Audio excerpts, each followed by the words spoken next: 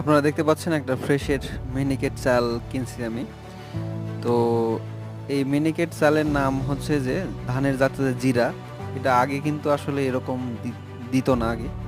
25 কেজির একটা চাল কিনছি, জুলাইয়ের 24-এ উৎপাদন হয়েছে, 1610 টাকা দাম, কিন্তু এটা লেখা আছে এখন সরকার নিয়ম করছে যে অবশ্যই চালের যে বস্তা হবে সেটা হচ্ছে যে পাটের বস্তায় হবে। আর আমি কিন্তু কিনে আনলাম হচ্ছে 1675 টাকায়। হ্যাঁ, এখানে 65 টাকা বেশি নিছে। এটা কিন্তু ভ্যাট নেয় নাই, কিন্তু আসলে এখন নাকি চালের দাম বেড়ে গেছে, এই জন্য আসলে আমার কাছে 1675 টাকা নিছে।